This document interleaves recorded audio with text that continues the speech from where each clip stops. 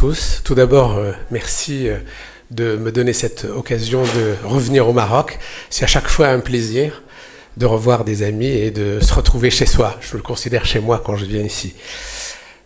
Alors, ce sujet est assez intéressant puisque on sait très bien que beaucoup de nos confrères obstétriciens, certaines sages-femmes, beaucoup de pédiatres aussi, espèrent qu'en manipulant la nutrition chez la maman, soit pendant la grossesse, soit pendant qu'elle allaite, qu'on puisse éventuellement prévenir le développement d'une allergie chez un enfant. Pour avancer, je...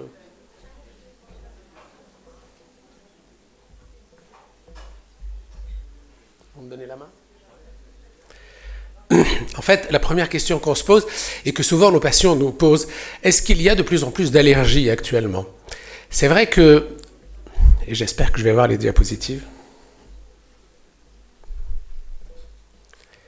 c'est vrai que c'est une question légitime puisque quand on est médecin mais en même temps on est citoyen, on sait qu'autour de nous on a de plus en plus de diagnostics d'allergies, de plus en plus d'allergies est évoquée et la question c'est, sommes-nous dans un environnement, dans un monde où il y a de plus en plus d'enfants allergiques ?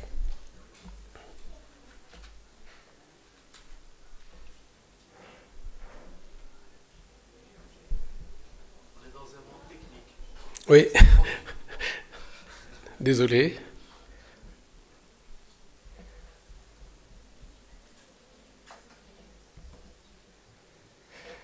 Voilà, on y est. Donc, y a-t-il de plus en plus d'allergiques ? C'est vrai que dans les études statistiques, je ne sais pas, j'ai l'impression qu'on a sauté une page. Voilà, c'est là. Donc, on sait que dans les études statistiques, dans les différentes populations où ces études sont menées, l'allergie alimentaire chez l'enfant, on est entre 4 et 10%. Certaines études évoquent des chiffres un peu plus élevés, mais retenons cette fourchette de 4 à 6% environ. En fait, les aliments qui sont plus souvent en cause dans notre pratique quotidienne, c'est essentiellement les protéines de lait de vache, bien sûr, en premier. Après, il y a l'œuf, le soja, l'arachide, le poisson, la noix, le blé, etc.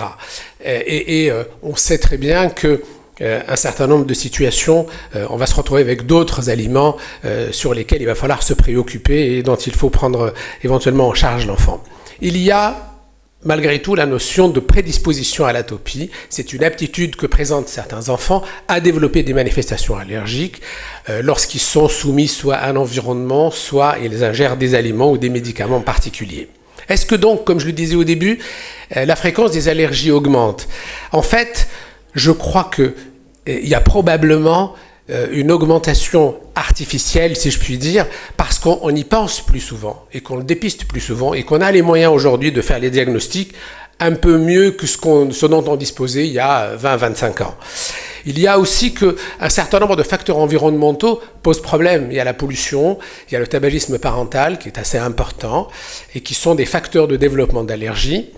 En plus, on sait que dans nos sociétés, et je crois que c'est un des problèmes au Maroc, on en reparlera demain, il y a une diminution nette de la fréquence de l'allaitement maternel. J'espère que cette courbe est en train de s'inverser, parce que j'ai regardé, j'ai cherché la fréquence de l'allaitement au Maroc. J'ai vu que jusqu'à il y a 6-7 ans, la courbe était descendante, et j'espère que grâce à un plan que vous avez mis en place il y a quelques années, c'est en train de remonter. Il y a aussi que pendant un moment, on avait diversifié les enfants trop précocement. Moi, je me souviens qu'au début de mon exercice, quand on posait la question, à 3 mois, on introduisait un certain nombre de choses, voire à 2 mois pour certains. Et cette diversification trop précoce a probablement joué un peu. Puis le dernier élément, c'est bien évidemment la mondialisation. Vous savez qu'on adore mettre des choses sur le dos de la mondialisation. Mais c'est quand même vrai qu'il y a 25-30 ans, on ne mangeait pas de kiwi, on ne mangeait pas d'ananas, on ne mangeait pas d'aliments contenant du soja, on ne mangeait pas de noix du Brésil. Et ces aliments-là, qui viennent d'ailleurs grâce à la mondialisation, on n'y est probablement pas génétiquement programmé pour les supporter. Et moyennant quoi, on peut y développer un certain nombre d'allergies. L'histoire naturelle de l'allergie chez l'enfant, vous avez... l'allergie alimentaire, je vais vous la faire apparaître, c'est en fait la courbe violette. Elle est essentiellement intense au cours de la première année de vie et des 6 à 7 premiers mois de vie. C'est l'effet des contacts avec les aliments. Et dans la deuxième moitié, à partir de l'âge de 7 ans, c'est plutôt le contact avec les allergènes aéroportés qui va faire qu'on a plutôt des manifestations de type ORL et respiratoire. Comment prévenir l'allergie? Je vais faire très peu de science, je vous promets que je m'arrête très vite après ça. On sait que lorsqu'on est soumis à un contact avec des allergènes, on a deux filières, la filière TH2 et la filière TH1, avec le développement soit d'allergie, soit une tolérance. Et l'objectif est probablement de réduire la voie TH2, qui, elle, est celle qui est responsable du développement d'allergie. C'est vrai qu'on n'a pas énormément de moyens pour agir dessus. Ce qui est à retenir quand même, c'est que pour la prévention, on a 3 niveaux d'action. Je vais les détailler dans la dia suivante. On a la prévention primaire avant qu'il y ait sensibilisation. La prévention secondaire, une fois qu'on est sensibilisé, mais avant que la maladie ne s'installe. Et la prévention tertiaire, c'est chez quelqu'un qui a déjà une allergie, c'est éviter le développement de symptômes. C'est ce que je viens de vous dire. Donc, essayez pour la prévention primaire de bloquer la sensibilisation immunologique aux aliments, sur essentiellement la sensibilisation IgE-médiée. La prévention secondaire vise à supprimer l'expression de la maladie. La sensibilisation a déjà eu lieu, mais on va essayer que les choses ne s'expriment pas. Et la prévention tertiaire, c'est chez quelqu'un qui a déjà l'allergie installée, éviter que les symptômes ne parlent. Et là, on parle de soins en quelque sorte, mais en fait, on est dans une logique de prévention quand même. Le problème aujourd'hui, c'est qu'il y a beaucoup de choses qu'on ne connaît pas concernant l'allergie, surtout l'allergie alimentaire. C'est vrai qu'il n'y a pas beaucoup de ressources existantes. La compliance est lourde parce que prise en charge d'un enfant allergique, moi qui suis père d'enfants allergiques, je vous garantis que c'est une gageure et que c'est très compliqué. Alors, pour essayer de développer une stratégie de prévention, il y a quelques critères essentiels pour que la stratégie soit efficace. Il faut savoir dépister les patients, il faut démontrer l'efficacité d'une intervention qu'on va essayer de mettre en place, utiliser des méthodes acceptables, qui ne soient pas trop lourdes, qui n'ont pas beaucoup d'effets secondaires, et qui ont un bon rapport coût-efficacité, bien évidemment. La prévention primaire, donc l'idéal est d'imaginer que dans la prime enfance et autour de la période qui entoure la naissance, donc on est dans la période périnatale, donc idéalement le plus tôt possible, essayer d'intervenir.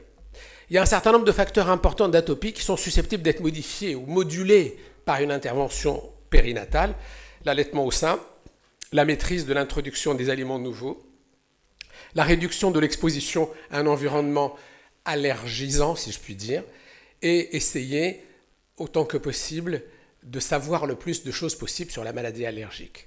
La prévention primaire, on va prendre quelques exemples rapidement. Un certain nombre de marqueurs génétiques et de facteurs immunologiques pouvaient éventuellement être intéressants. L'élévation des IgE dans le sang du cordon chez le nourrisson. Il a été trouvé des IgE spécifiques à l'œuf chez certains nourrissons, le rapport gamma-interférent interleukine 4 qui est diminué chez certains patients, l'élévation des eosinophiles dans le sang et sur la muqueuse nasale des nouveau-nés, mais aucun de ces éléments-là n'a la sensibilité suffisante ni le pouvoir prédictif suffisant pour qu'on puisse l'utiliser en dépistage de masse. Donc, on n'a pas aujourd'hui de moyens de se rendre compte chez les nourrissons comment dépister un éventuel terrain de développement allergique ultérieur. Il nous reste ce que nous savons tous faire en bon clinicien, l'interrogatoire. Quand on regarde l'histoire d'atopie familiale, il y a 2 études, et une troisième dont je vous parle la dia suivante, qui sont très anciennes, une en 86 et l'autre en 95, qui ont essayé de déterminer quel est le risque potentiel d'allergie quand on est dans une famille d'enfants allergiques, ou de parents, ou de collatéraux allergiques. S'il n'y a aucun antécédent parental allergique, je vous ai dit tout à l'heure 4-6%, on est entre 5 et 10% selon les études. L'étude de Jean Bousquet en 86, c'est l'équipe de Montpellier, donc parle de 5 à 10%. Si un seul parent est allergique, le risque est de 30%. Si on a un parent plus un frère ou une sœur allergique, le risque est de 40%.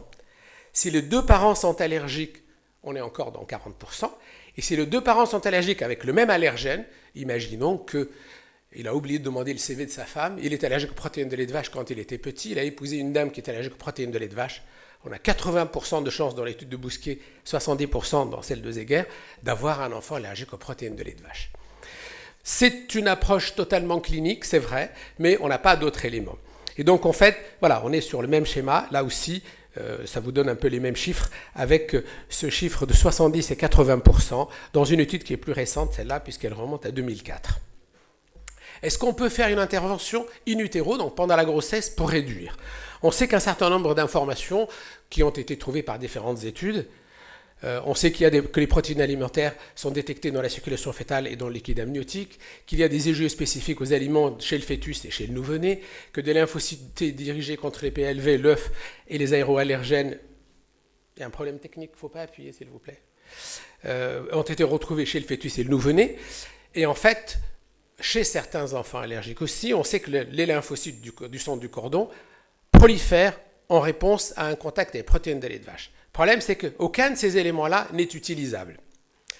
Une étude faite dans les pays nordiques qui a comparé le régime libre chez une maman enceinte comparé à une éviction du lait et de l'œuf a montré qu'il n'y a aucune efficacité. Donc aujourd'hui, il est clair que ni l'Académie américaine de pédiatrie, ni les sociétés européennes, que ce soit Société immunologique, clinique et allergologique ou la Société européenne de gastro, ne recommandent l'institution d'un régime d'éviction maternelle à cause du risque de carence important à une période de la vie où la mère doit être dans un équilibre nutritionnel parfait.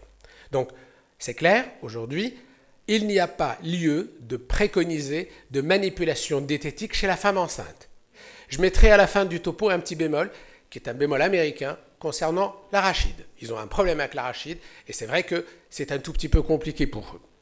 Donc, comme il n'y a aucun intérêt, pas de recommandation. Juste une information intéressante qui peut-être servira pour les études à venir. On sait que les problèmes vont se passer au niveau de la muqueuse intestinale de l'enfant et que le développement des plaques de PR va se faire autour du quatrième mois de grossesse. Il est probable qu'on est dans une fenêtre vers 4 mois et demi, qui va être intéressante pour faire attention. Et s'il y a un progrès à faire sur une éventuelle manipulation diététique chez la femme enceinte, ça sera très probablement dans cette fourchette d'âge-là. Bon, on va passer maintenant à l'allaitement maternel. On est chez l'enfant qui vient de naître. On est dans une histoire familiale d'allergie. Y a-t-il intérêt à faire un régime chez la maman? Une étude, là aussi, qui est relativement ancienne, en 1995, a comparé des nouveau-nés et des patients avec une durée d'alimentation au sein qui est la même, avec une diversification à 3 mois et demi. Et c'est la durée de l'allaitement au sein qui change.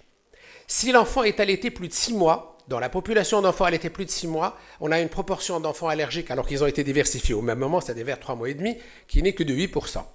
Si l'enfant n'a été allaité que 1 à 6 mois, cette proportion elle est d'un enfant sur 4.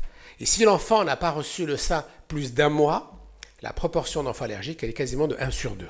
Donc, avec en plus un effet sur la dermatite atopique et sur l'asthme. Ce qui veut dire donc que la durée de l'allaitement a date de diversification équivalente joue sur le développement d'allergies. Donc on a un effet protecteur en quelque sorte. Une méta-analyse aussi qui a repris 18 études prospectives est arrivée à la conclusion qu'il y a un effet maximal chez l'enfant chez lesquels il y a des antécédents familiaux d'allergie avec une protection intéressante, une réduction du risque de dermatite atopique. Et cet effet n'est absolument pas visible quand il n'y a pas d'antécédents allergiques. Plusieurs autres études se sont intéressées à la manipulation chez la femme allaitante et donc il y a certaines parmi elles ont démontré qu'il y a une réduction de 50% de la fréquence de dermatite atopique, celle de Chandra par exemple, le même taux de réduction à 4 ans et donc chez ces femmes allaitantes on a enlevé les aliments réputés très allergisants, le lait, l'œuf, le soja, le poisson et l'arachide. C'est relativement dur, c'est relativement compliqué de réduire une alimentation comme ça. Alors cette étude est assez intéressante en 92 parce qu'elle s'est intéressée à un grand nombre de patients. Et celle-là aussi, elle montre qu'il y a une prévention de l'allergie alimentaire jusqu'à 18 mois, assez intéressante, quand et pendant la grossesse et pendant l'allaitement, ils ont manipulé la diététique infantile et ils ont installé une introduction des aliments solides retardés. Donc en fait, ils ont agi sur tous les moments. Grossesse, allaitement, diversification. Les laits à chat. Vous savez que les fabricants de lait nous ont produit il y a quelques longues années des laits partiellement hydrolysés avec l'espoir qu'ils soient hypoallergéniques, pas analergéniques, pas de traitement, mais à titre préventif. Et un certain nombre d'études, faites par Chandra, par Van den Plas, par Schmidt, etc., ont montré qu'il y avait un intérêt, puisque en partageant les enfants dans des groupes lait de mère, lait à chat, lait premier âge et lait de soja pendant 6 mois, les manifestations allergiques étaient de 7,5% au sein et au lait à chat, alors qu'elles étaient 4 fois plus lorsque les enfants étaient à lait premier âge ou un extrait de soja. Donc le lait à chat dans ces études-là, il y a maintenant une quinzaine d'années, un peu plus, il y a 25 ans, était présenté un intérêt de protection contre le développement d'allergies qui était comparable au lait de mer. Cet effet se prolonge jusqu'à la deuxième année, mais très vite, il y a une perte d'efficacité. L'étude Gini est intéressante puisque, comme les Allemands savent bien faire, hein, c'est des études avec de très grands nombres de patients, vous voyez 2252 nourrissons, avec au moins un parent qui a un terrain atopique. Et donc, ces enfants ont été randomisés sur 4 groupes avec du lait de vache, une formule à base de lactosérum hydrolysé, hydrolysat extensif de lactosérum et hydrolysat extensif de caséine. Et on a comparé, et la conclusion était la suivante. C'est que quand il n'y a pas d'antécédents familiaux de dermatite atopique, ça ne réduit pas l'incidence de dermatite, ça ne réduit pas les laits hydrolysés ou les laits HA ne réduisent pas l'incidence de la dermatite atopique. Mais quand il y a des antécédents familiaux d'allergie de dermatite atopique, les laits HA sont comparables aux laits hydrolysés à hydrolyse extensive, ce qui est quand même intéressant. On ne parle pas de la même catégorie de lait, mais c'est vrai que à ce moment-là, les pédiatres, les spécialistes de gastroentérologie et les laboratoires sont engouffrés dans la brèche pour dire le lait HA est intéressant. Et on se retrouvait par exemple à cette époque-là, je charriais Yvon Van den Blas à l'époque, je dirais qu'il était très efficace, puisque tous les nourrissons qui sortaient de maternité de Belgique étaient sous lait HA. Et en fait, à l'usage, 10 ans après, on s'est aperçu que ce n'est pas aussi intéressant que ça.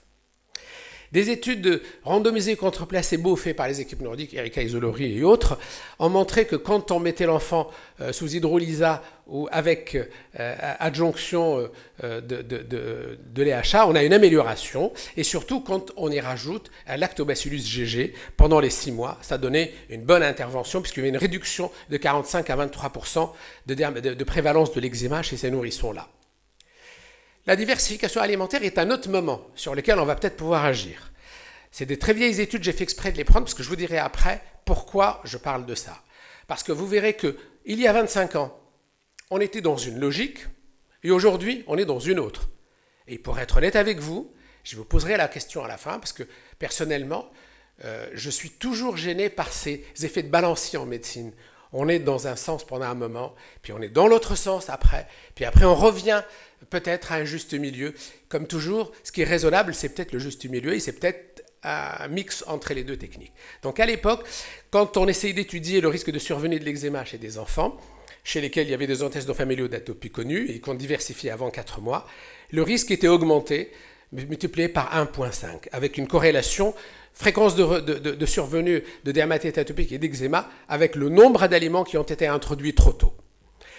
Ensuite, des enfants non sélectionnés suivis sur 10 ans, on voit que le risque d'eczéma est multiplié par 2,9 chez les enfants qui ont ingéré plus de 4 aliments avant l'âge de 6 mois.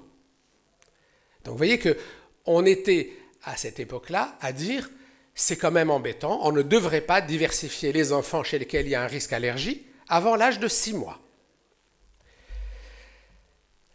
Encore une étude en 83 qui faisait la même comparaison. C'est des enfants qui sont nourris au sein jusqu'à 6 mois. Pour certains, diversification à 3 mois. Pour d'autres, abstention de diversification jusqu'à 6 mois. Et vous voyez que le taux d'eczéma est absolument divisé par 2,5 environ. Et la diversification se faisait qu'avec des choses bien maîtrisées, œufs, etc. Donc, la conclusion de tout ça est de dire que aujourd'hui, l'Académie américaine de pédiatrie et les sociétés européennes d'immunologie, d'allergologie et de gastro disent qu'il faudrait dorénavant essayer de repérer les enfants grâce à un bon interrogatoire, essayer autant que possible, est-ce qu'il y a des supplémentations, est-ce qu'il faut faire un allaitement exclusif au sein, 6 mois pour les Américains, 4 à 6 mois pour les Européens. Faut-il éliminer de chez la maman qui allaite des aliments?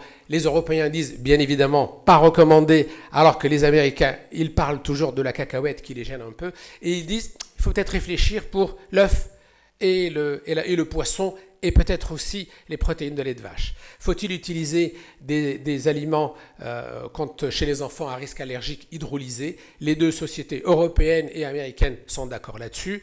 Et bien évidemment, retarder l'introduction des aliments. C'est vrai qu'à l'époque, on essayait à partir du 5e mois de vie, et retenez bien ce chiffre-là parce qu'on va en parler un peu plus loin, et les Américains, eux, retardaient plus tard à 6, 8, 9, voire 12 mois. Parfois, pour certains aliments, 24 mois, comme la cacahuète. Je vous dis qu'ils ont un vrai problème avec la cacahuète. Ce qui est important à retenir aussi dans cette dia-là, c'est cette dernière ligne. Peut-on utiliser les formules à base d'extrait de soja? Alors, les deux disent oui, mais il y a un gros bémol, c'est qu'aujourd'hui, la recommandation de comité de nutrition, c'est qu'il ne faut pas l'utiliser au cours des 6 premiers mois de vie. Et il faut surtout penser à dire aux parents que s'ils prennent des extraits végétaux à base de soja, qu'ils ne prennent pas les tétrabriques, parce que le taux de phytoœstrogène dans ces laits-là est tellement élevé qu'il y a un certain nombre d'observations de puberté précoce chez les filles et de féminisation chez des garçons. Les publications de, je ne sais plus, ça doit être à Porto Rico si mes souvenirs sont bons. Donc c'est clair qu'il faut éviter les éléments extraits de soja. Alors, je vous disais tout à l'heure qu'on était, il y a quelques années, dans un dogme, c'était on doit éliminer, on doit enlever. Et ce dogme-là, aujourd'hui, il faut l'oublier. La recommandation aujourd'hui est plutôt d'essayer de permettre l'acquisition de la tolérance. On sait que ce sont des études faites au Royaume-Uni et en Israël, que lorsqu'on laisse les enfants avoir des toutes petites quantités d'arachides, la tolérance peut s'installer assez rapidement. Et dans ces cas-là, il est intéressant de permettre une stimulation antigénique qui va induire la tolérance. C'est vrai que la tolérance, il y a des caractéristiques de l'antigène, il y a des facteurs génétiques. Comment est exposé l'enfant à ces éléments-là? À quel âge on doit faire cette induction?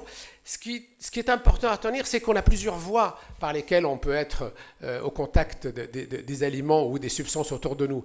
La voie cutanée, quand vous avez un eczéma, vous avez la peau qui est complètement avec des effractions par lesquelles il y a un contact avec un certain nombre d'allergènes.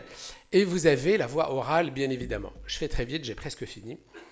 Ce qui est important à retenir, c'est qu'il y a une fenêtre d'opportunité pendant laquelle on peut induire la tolérance. Elle se situe ici, entre 3-4 mois et 6-7 mois. Et c'est la raison pour laquelle aujourd'hui, les recommandations sont qu'il faut essayer de profiter de cette fenêtre-là pour ne plus être dans une logique de restriction, mais plutôt dans une logique d'induction. Je vais passer plus rapidement, parce que la conclusion de tout ça, c'est que c'est bien, ça, c'est intéressant, on le sait, mais il y a une limite à cela. C'est que quand vous donnez des petites quantités avec l'espoir d'induire la tolérance, et que vous avez des manifestations cliniques, le grand débat aujourd'hui entre les allergologues d'un côté et les gastropédiatres, c'est que les allergologues disent oui, c'est bien, on a des petits signes, mais on est en train d'induire la tolérance. Et le gastro-entérologue vous dit, oui, mais entre-temps, si on va regarder l'état de la muqueuse intestinale qui souffre par l'agression, même par des petites quantités d'allergènes, on va se trouver dans une situation où la perméabilité va être augmentée et on va sensibiliser l'enfant à d'autres allergènes.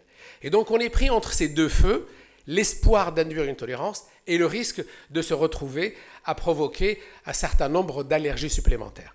Donc, pour la prévention, pour la période périnatale, suppression du tabagisme passif, pas de supplémentation lactée en maternité, le fameux biberon criminel, avec des antécédents allergiques, la mère qui n'a pas de lait, qui a du colostrum et qui est angoissée par la perte de poids de son enfant, notre boulot à nous, pédiatres et équipes paramédicales et sages-femmes, c'est de lui expliquer qu'il faut être patiente, que ça va venir, mais ne pas donner un biberon, parce que on fait une stimulation antigénique brutale, on arrête et après on revient et là on flambe. L'intervention diététique chez l'enfant, s'il est allergique, allaitement au sein sans régime chez la mère, c'est vraiment important, diversification entre 17 et 24 semaines, je vous rappelle les recommandations de tout à l'heure. Si la maman ne peut pas allaiter, un hydrolysa à hydrolyse extensive, absolument. Je crois qu'aujourd'hui, le lait HA est intéressant, mais si on a une affaire documentée d'allergie alimentaire, c'est un hydrolysa. Et bien évidemment, l'introduction du gluten entre 4 et 7 mois, même chez l'enfant allergique aux autres aliments, qui n'a pas d'intolérance au gluten, l'introduction du gluten. Jusqu'à 2 ans, retarder la diversification, mais aujourd'hui c'est battu en brèche. N'introduire qu'un aliment à la fois. C'est vrai que ça paraît raisonnable pour essayer de voir si des manifestations apparaissent, et on maîtrise mieux la situation. Respecter un délai de 15 jours environ entre 2 aliments différents, c'est trop long. Je pense qu'aujourd'hui, il faut plutôt rester sur des fourchettes de 3-4 jours. Ça me paraît tout à fait raisonnable. Éviter les aliments réputés très allergisants. Ça aussi, aujourd'hui, c'est discutable puisqu'on pense pouvoir introduire la tolérance, induire la tolérance si on les introduit. Et éviter l'introduction d'aliments nouveaux au cours d'un épisode diarrhéique. Méfiez-vous de la perméabilité intestinale augmentée lors après une infection virale et qui va malheureusement permettre le passage de grosses molécules et donc de sensibilisation. Et bien évidemment, réduire des allergènes aéroportés, acariens dans les maisons, les animaux, quand on a une histoire, j'insiste bien, chez l'enfant à risque allergique, chez l'enfant qui va bien, on le laisse tranquille. Diversifier plutôt vers 4 ou 6 mois, diversification libre ou dirigée, ce sont les questions qu'on se pose aujourd'hui. Et je vous les pose et je vous laisse débattre avec ça. Jusqu'à quel âge promouvoir l'allaitement exclusif pour essayer de protéger? Est-ce qu'on introduit des aliments à fort potentiel allergique tôt ou plus tard? Les questions restent là. Et c'est vrai que notre logique, elle est d'éviter la sensibilisation et d'induire la tolérance en même temps. Je vous laisse discuter de ça. Merci à vous.